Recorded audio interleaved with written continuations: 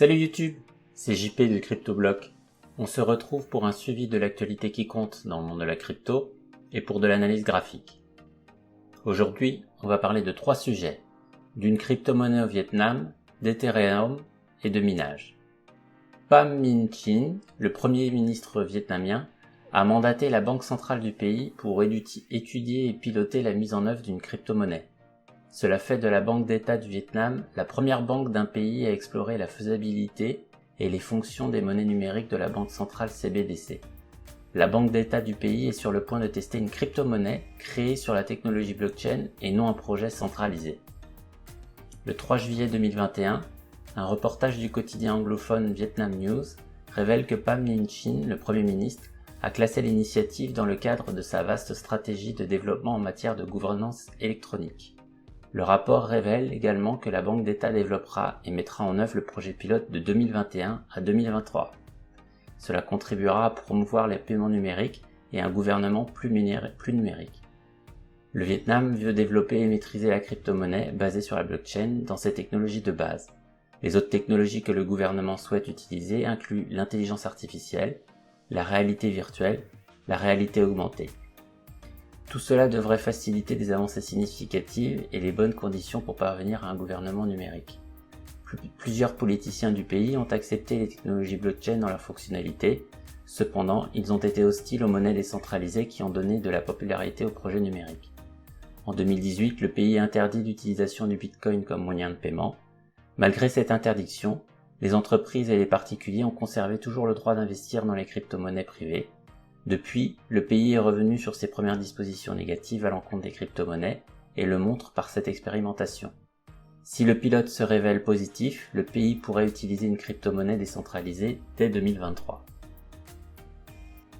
Autre sujet, les réserves de change d'Ethereum sur les plateformes d'échange ont maintenant atteint un nouveau creux pour la première fois en plus de 2 ans. Selon CryptoQuant, ce nombre est passé de 26 millions en juin de l'année dernière à moins de 21 millions en juin 2021. Cela semble aller de pair avec l'augmentation du prix d'Ethereum. Au fil des mois, alors que le prix de l'Ether augmentait, les réserves de change n'ont cessé de baisser. Maintenant, il y a de moins en moins de ce montant disponible sur les échanges. Avec l'annonce de l'Ether 2.0, les investisseurs auront la possibilité de miser leurs pièces en staking et d'obtenir des intérêts en retour. Ethereum passant d'une preuve de travail à une preuve d'enjeu signifie que le réseau va supprimer ses mineurs et les remplacer par des validateurs. Les validateurs sont le moyen de confirmer les transactions sur un réseau de preuves de participation. Fait intéressant, il ne faut que 32 Ethers pour pouvoir exécuter votre propre nœud et être un validateur. Compte tenu de cela, de plus en plus d'investisseurs prennent l'option d'investir. Cela signifie que les utilisateurs retirent désormais leurs pièces des échanges et les mettent dans leur propre portefeuille privé.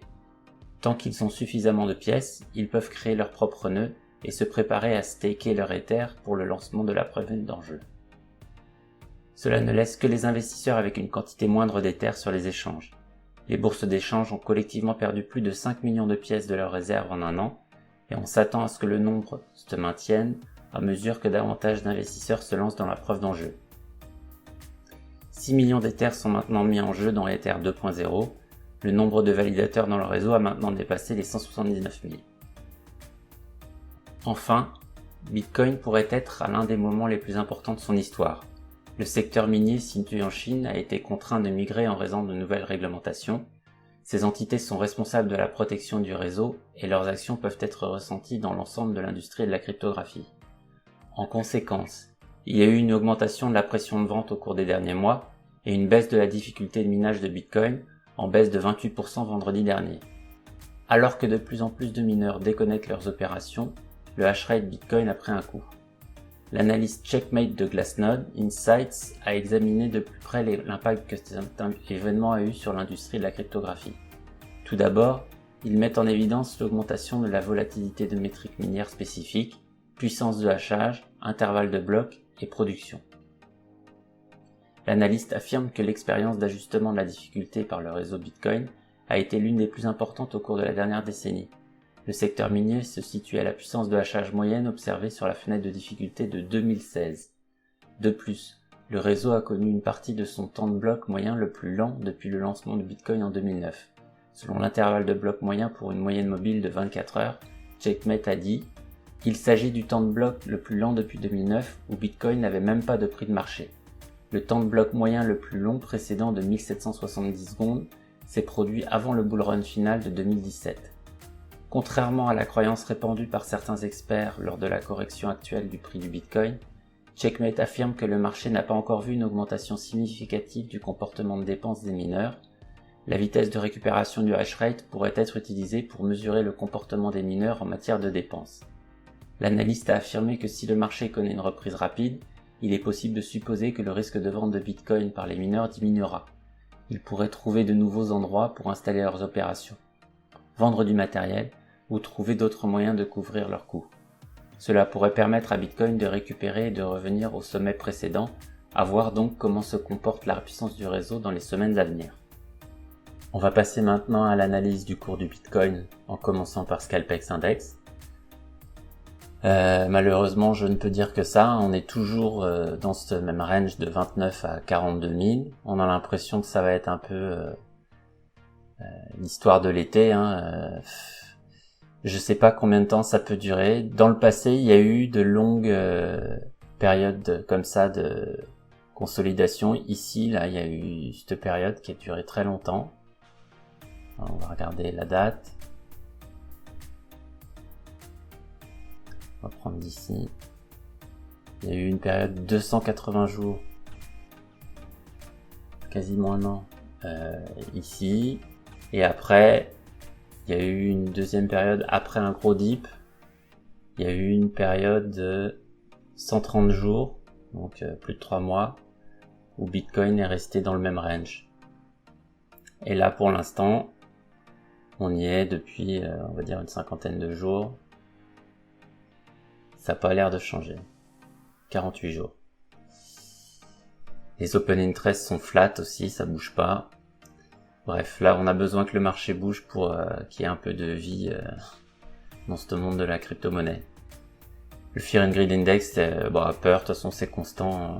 Tant qu'on restera à ces niveaux de prix, le Fear and Greed Index sera à 20. Je pense que pour qu'il repasse en territoire supérieur à 50, il faudrait que le prix repasse au-dessus des 40 000.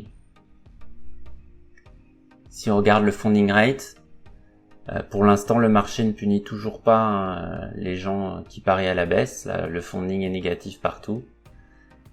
Généralement, d'habitude, au bout d'un moment, d'un seul coup, il y a un squeeze et le prix violemment monte vers le haut pour aller prendre les stops de protection des parieurs à la baisse. Mais là, même le marché est tellement amorphe qu'il n'arrive même pas à faire ça, donc je suis un peu désappointé par rapport à ça. C'est de moins en moins un indicateur fiable. Au niveau du graphique mensuel de Bitcoin, qu'est-ce qu'on peut voir ? On est toujours dans la première semaine après le début du mois et on voit que le prix est toujours dans la vicinité de l'ouverture du mois de juillet. Mais pour l'instant, techniquement, on est en dessous de l'ouverture, donc on est à tendance baissière. Donc la première target, c'est le support de février et ensuite le support du mois de mai. À moins que Bitcoin ne retourne la tendance, pour l'instant, c'est ce que je vois. C'est pas ce que je voyais au niveau du weekly. Ce que j'ai déjà expliqué depuis 2 semaines, c'est que quand on a pris les supports, mais qu'on a fermé positivement et que derrière, la semaine d'après, on a été prendre le point opposé haut, ça pour moi c'était super positif. Mais là, cette semaine d'entrée de jeu, on a baissé. Pour l'instant, on est dans ce qu'on appelle un inside bar, c'est-à-dire que l'action de prix est toujours comprimée entre les points bas et points hauts précédents de la bougie précédente. Donc il n'y a toujours pas de breakout. Mais si on commence à perdre 32 500, il y a de grandes chances qu'on va que ça va accélérer vers le bas. Et par opposition, c'est pareil, si on prend 36 500, on va aller accélérer vers le haut. Alors, j'avais un biais haussier par rapport à l'action de prix de la semaine dernière, qui s'est bien repris, où on a pris le point haut Ensuite, on a été retester le milieu du range, mais on est remonté tout de suite. Là, les 2 premiers jours, c'est une action de prix qui est un peu décevante de la part de Bitcoin, qui est vraiment faible, quoi. Si on regarde le daily, on voit donc on est bien en dessous de l'ouverture du mois de juillet. Hier, on a ouvert de façon négative, et aujourd'hui, il y a eu une bonne réaction, mais on n'arrive pas à maintenir les prix en hauteur. Là, on est remonté à 35 000, on allait effacer le mouvement baissier d'hier, et en fait là, on est en train de retourner vers le bas, quoi. On n'arrive pas à maintenir un prix vers le haut. Ce qu'on va voir, c'est complètement différent d'Ethereum. Là, j'avais dit la semaine dernière que ce niveau de support là de 32 600 était super important. On a eu une bonne réaction, donc ça c'était positif. L'aspect négatif, c'est qu'on n'a pas réussi à reprendre le point haut de 36 600. On a fait un point haut, mais un point haut plus bas. Et là, en fait, on est en train de faire une figure de compression où en fait on a cette action de prix qui est comprise entre ces points là, quoi. Donc je pense qu'on va arriver à la conclusion de ce range, et ça va se passer ici, quoi. C'est si on break out, si on casse vers le haut, il y a des chances qu'on aille tester les 40 000, et si on casse vers le bas, il y a des chances qu'on aille tester les 30 000, voire 29 000 et plus bas. On devrait avoir la délivrance du range assez rapidement, je pense. Si on regarde le 4 heures, pour avoir une idée des scénarios possibles, moi j'avais dit que ce niveau-là, pour moi, c'était le niveau le plus important. On l'a tenu, on a eu une réaction, mais depuis, c'est vraiment faible. Il y a eu ce mouvement baissier du début de semaine, et là une réaction par escalier qui est vraiment faible, et il faut absolument continuer par là, parce que si on repère ce niveau là, c'est-à-dire que si là on redescend, on fait ça, je pense que le prix est trop faible et qu'il va aller cascader et aller beaucoup plus bas. Les 29 000, ça arriverait très très très vite, je pense. Donc il faut vraiment tenir ce niveau là pour l'instant, il faut continuer à remonter. Voilà mon analyse pour Bitcoin pour le bas. Si on veut espérer être plus positif, là il faudrait trouver la force, les acheteurs, de remonter et de refaire des points plus haut, plus bas, plus haut, plus bas, comme ça. Le niveau clé, c'est ce niveau de 36 600. Je pense que si on arrive à remonter dessus, on ira se téléporter directement à 40 000 pour aller tester le range high. C'est ce qui semble le plus logique. Voilà les deux scénarios qu'on peut voir. Donc une cassure de 36 600, ou alors aller en dessous des 32 700, où là on cassera par le bas. On va passer à l'Ether maintenant. Et une fois n'est pas coutume, là l'éclaircie vient de l'Ether. On voit que clairement là on est au-dessus du prix d'entrée de juillet, donc on est à tendance haussier. C'est la conclusion de l'analyse du mensuel. On est dans une sidebar, c'est-à-dire qu'on est compris entre les paramètres importants du mois précédent, mais pour l'instant on est à cycle haussier parce qu'on est au-dessus du point d'ouverture. Au niveau du weekly, c'est là où aussi on voit qu'il y a plus de force que sur le graphique du Bitcoin. Il s'est passé la même chose, c'est-à-dire qu'on a pris un point bas, on a fermé, et la semaine d'après on a pris le point haut.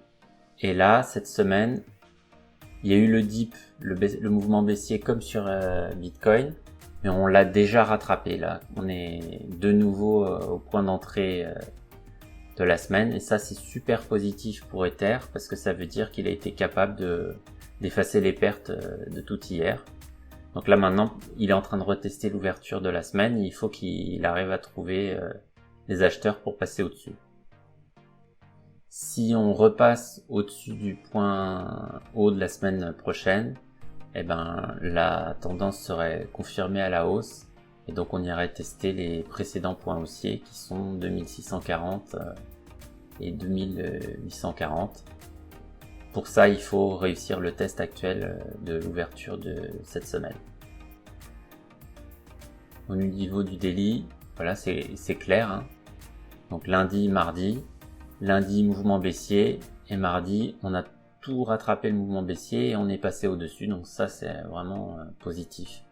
Maintenant, il faudrait accélérer vers le haut pour aller venir taper le point haussier de la semaine dernière à 2640, enfin il y a 2 semaines. Au niveau des 4 heures, si on fait une analogie avec Bitcoin, là on a un peu plus de marge sur l'Ether parce qu'il est remonté assez vite, mais on voit bien clairement hein, que ici il y a eu le mouvement baissier d'hier et on l'a complètement rattrapé. Ça a commencé à baisser ici et on a complètement rattrapé et maintenant on est au-dessus. Donc là maintenant il faut continuer. Si on repasse au-dessus du mid-range, donc les 2390, là la première target ce serait 2640 et la deuxième target ce serait 2900. Bon, par contre il faut pas être non plus optimiste fou, c'est-à-dire que là Bitcoin quand même est vraiment faible quoi, donc il faut que Bitcoin suive parce que sinon si Bitcoin n'arrive pas à bouger, je pense qu'il empêchera le marché d'aller beaucoup plus haut. Il faut vraiment que Bitcoin là, voilà, il faut qu'il suive ce petit squiggly là et qu'il arrive à trouver des acheteurs, mais pour l'instant il est vraiment en retard par rapport à Ether quoi. C'est Ether le leader. Ça pose pas de problème à partir du moment où Bitcoin rattrape ensuite la marche vers le haut. Voilà mon analyse pour Ether. N'oubliez pas de vous abonner à la chaîne si ce n'est pas encore fait. Et surtout, très important, activez la cloche pour être prévenu lorsqu'une nouvelle vidéo est publiée. On se dit à très vite pour un commentaire de l'actu et une revue des charts de la crypto.